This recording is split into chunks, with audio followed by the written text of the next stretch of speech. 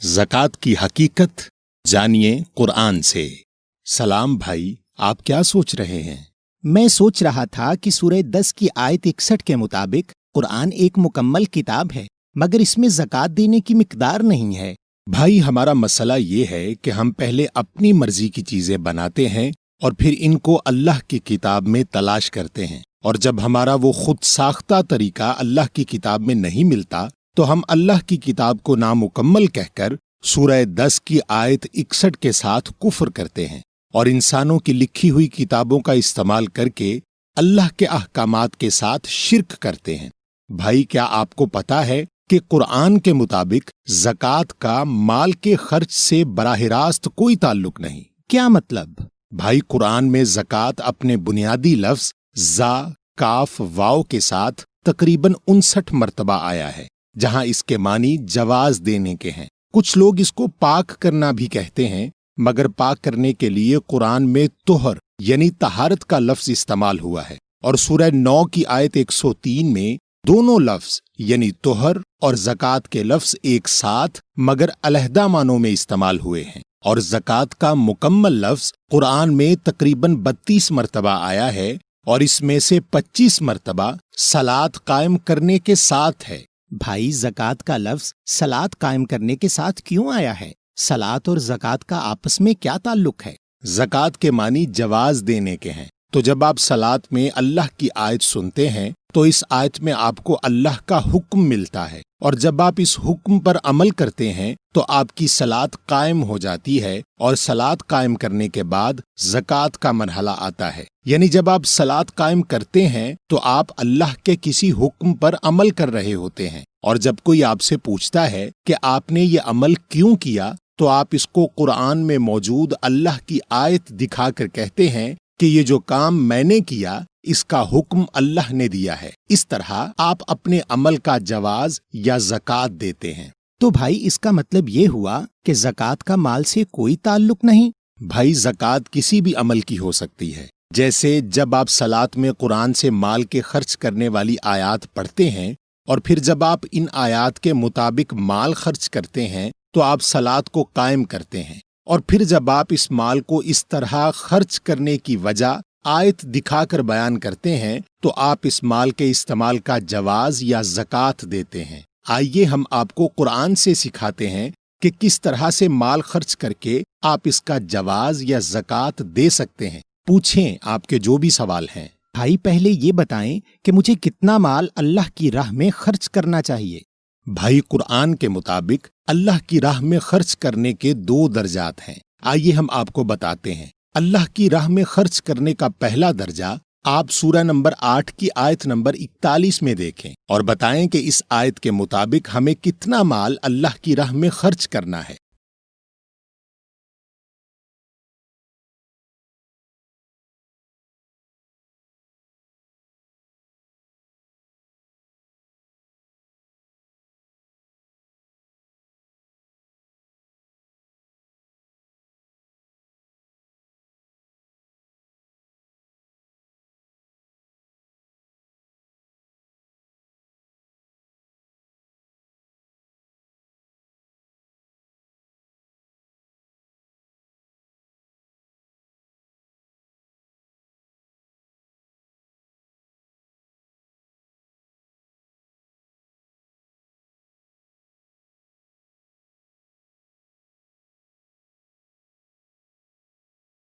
भाई, इस आयत के मुताबिक तो हमें जो भी गनम मिले किसी भी चीज से उसका 5वां हिस्सा यानी 20% अल्लाह की राह में देना है। भाई, ये गनम क्या लूट मार का माल है जो जंग के बाद मिलता है? तौबा करो भाई, इस्लाम तो एक अमन का दीन है और रसूल तो रहमतुल्लिल आलमीन है। इनको आप कहाँ लोगों की लिखी हुई किताबों से जंग, कत्ल और लूटमार जैसी चीजों से मंसूब कर रहे हैं? तो भाई, फिर ये गनम क्या है?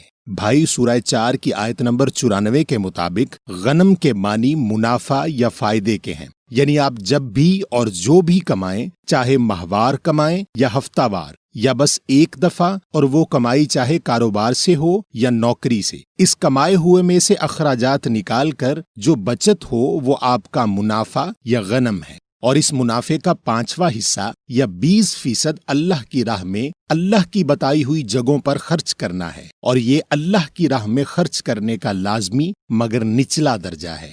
تو بھائی وہ 20% اللہ کی راہ میں دینے کے بعد جو بچا، کیا وہ میرا ہو گیا اور اب مجھے ہر سال اس میں سے 2.5% نکالنے کی ضرورت نہیں؟ جی میرے بھائی، وہ مال تو 20% نکال کر آپ نے پاک یا طیب کر لیا۔ ہاں، اگر کبھی اس مال میں اضافہ ہوتا ہے تو آپ کو اس اضافی کا 20% نکالنا ہے۔ اب آپ سورہ نمبر 2 اور آیت نمبر 219 دیکھیں کہ اللہ کی راہ میں خرچ کرنے کا اس سے افضل درجہ کیا ہے۔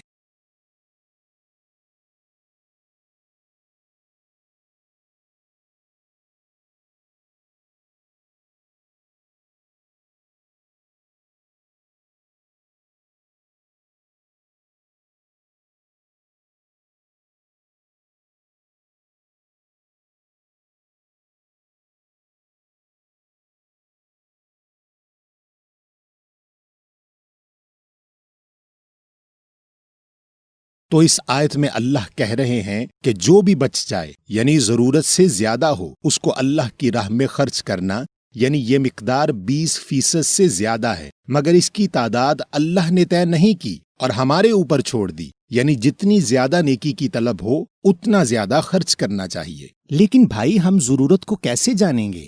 بھائی، اس کا فیصلہ صرف آپ کر سکتے ہیں، مگر اس معاملے میں اللہ نے آپ کی مدد ان 2 آیات سے کر دی ہے۔ آپ سورہ 4 کی آیت 38 اور سورہ 25 کی آیت 67 دیکھیں۔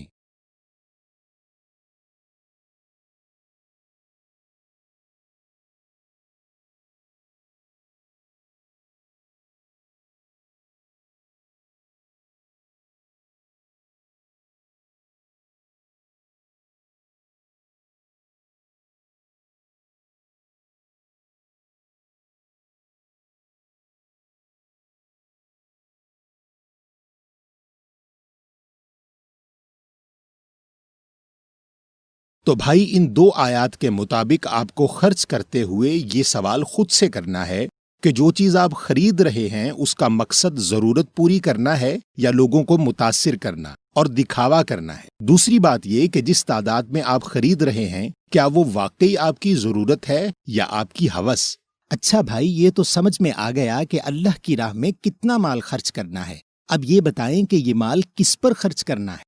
بھائی، اللہ نے آپ کے اضافی مال میں سے 20% کی تقسیم تو پہلے ہی سورہ 8 کی آیت 41 میں بتا دی ہے، جس کے مطابق اس میں سے اللہ کے لیے 5واں حصہ اور اس کے رسول کے لیے اور قربت والوں کے لیے اور یتیموں اور مسکینوں اور سبیل کے بیٹوں کے لیے ہے۔ اور اس کے بعد اللہ نے سورہ 59 کی آیت 7 سے 10 میں ان لوگوں کو دہراتے ہوئے ان کے ساتھ ان لوگوں کا اضافہ کر دیا جو ایمان کی طرف ہجرت کر رہے ہیں، اور ان لوگوں کے لیے بھی جو پہلے سے ایمان کے دائرے میں ہجرت کیے ہوئے ہیں۔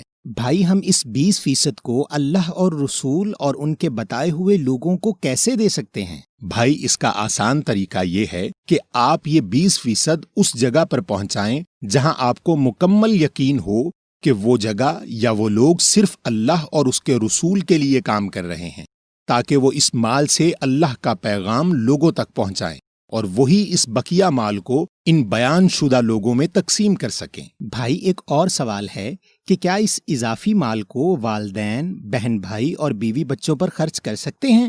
نہیں میرے بھائی، یہ رشتے تو آپ کی بنیادی ذمہ داری میں شامل ہیں، اور والدین اور ازواج پر خرچ کرنا تو آپ کے فرائض میں شامل ہے، اور اسی لیے ان کا ذکر اس 20% میں نہیں ہے۔ بھائی اس 20% یا ضرورت سے زائد کو خرچ کرنے کے علاوہ بھی کوئی خرچ کرنے کی جگہ ہے؟ جی بھائی، اس 20% یا ضرورت سے زائد کو دینے کے بعد اللہ نے مال کی ایک اور تقسیم بتائی ہے جو صدقات کی ہے۔ بھائی یہ صدقہ کیا ہے؟ صدقہ کو سمجھنے کے لیے آپ سورہ نمبر 9 اور آیت نمبر 102 سے 104 دیکھیں، اور سورہ نمبر 2 آیت نمبر 271 دیکھیں، اور بتائیں کہ صدقہ کا مقصد کیا ہے۔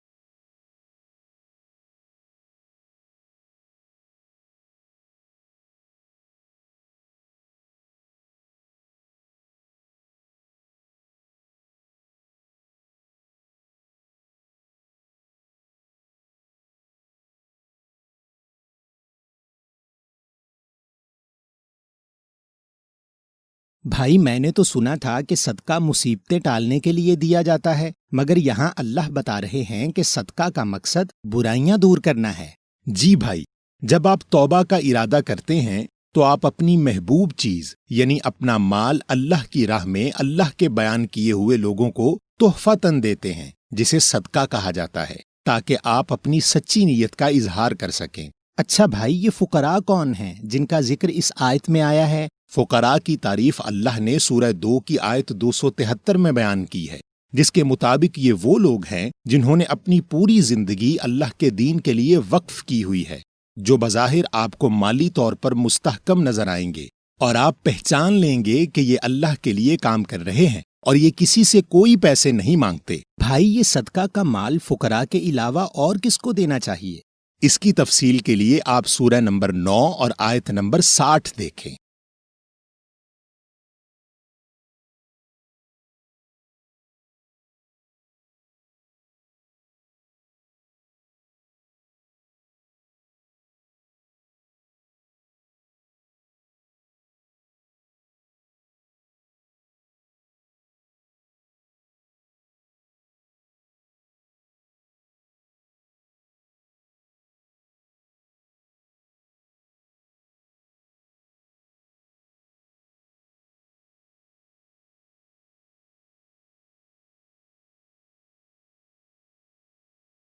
بھائی، یہ مسکین کون ہیں جن کا ذکر اس آیت میں آیا ہے؟ یہ وہ لوگ ہوتے ہیں جو وقتی طور پر مالی پریشانی میں ٹھہرے ہوئے ہوتے ہیں۔ اور بھائی، یہ جو اللہ نے گردن چھڑانے کا کہا ہے، اس میں کون لوگ شامل ہیں؟ بھائی، یہ وہ لوگ ہیں جن سے غلطی سے کوئی جرم سرزد ہو گیا یا ان پر بے بنیاد الزام لگا دیا گیا اور ان کو قصاص یا جرمانہ ادا نہ کرنے پر قید کا سامنا ہے، اور یہ لوگ کسی بھی وڈیرے، چودھری یا حکومت کے قید خانے میں ہو سکتے ہیں۔ اور بھائی، یہ اللہ کی سبیل کیا ہے؟ سبیل کے معنی راستے کے ہیں، اور سورہ 6 کی آیت 153 کے مطابق قرآن اللہ کا راستہ ہے، اور قرآن کے علاوہ ہر چیز گمراہی کا راستہ ہے۔ لہٰذا اللہ کی سبیل پر چلنے والوں سے مراد قرآن کے بتائے ہوئے احکامات پر عمل کرنے والے لوگ ہیں۔ اچھا بھائی، کیا ان کے علاوہ بھی لوگ ہیں جن پر خرچ کرنا ہے؟ جی بھائی، اللہ نے سورہ 51 کی آیت نمبر 19 میں سوال کرنے والے اور محروم لوگوں کا مال میں حق رکھنا متقین کی خاصیت بتائی ہے۔ اس کے علاوہ سورہ 76 کی آیت 8 میں قیدیوں کو کھانا کھلانا بھی اللہ کے بندوں کی خاصیت بتائی ہے۔ اچھا بھائی، ایک اور سوال ہے، وہ جو ہم لوگ ایک نیک کام کرتے ہیں جس میں اپنا بچا ہوا کھانا اور پرانے کپڑے بانٹتے ہیں، اس کے بارے میں اللہ کا کیا حکم ہے؟ بھائی، اس کے لیے آپ سورہ نمبر 2 اور آیت 267 دیکھیں۔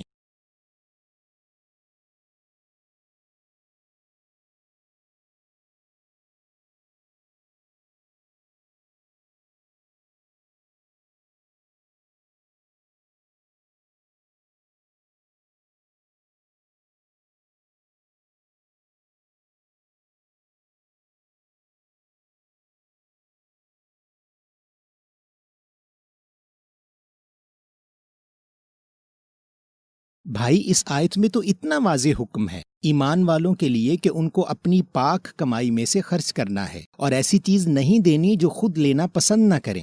جی بھائی، اگر وہ چیز قابل استعمال تھی تو آپ اس کو ہٹا کر اسراف کر رہے ہیں، اور اگر خراب تھی تو آپ اسے دے کر آیت کے ساتھ کفر کر رہے ہیں، اور اگر کسی کی مدد کرنی ہے تو ہمت کر کے اسے نئی چیز خرید دیں۔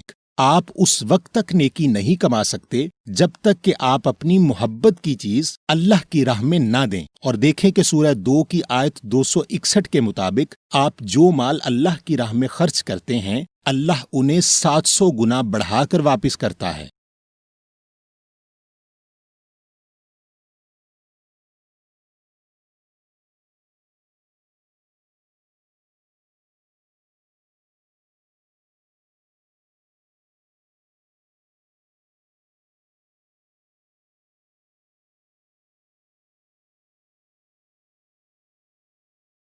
اور بھائی، ایک بات یاد رکھیں کہ جب آپ اپنے مال میں سے کسی کو دیں تو اس کو بتا دیں کہ آپ یہ مال اس کو دے کر اس پر کوئی احسان نہیں کر رہے، بلکہ یہ تو اس شخص کا اللہ کی طرف سے مقرر کیا ہوا حق ہے، اور آپ اس حق کو ادا کر کے اپنا فرض پورا کر رہے ہیں۔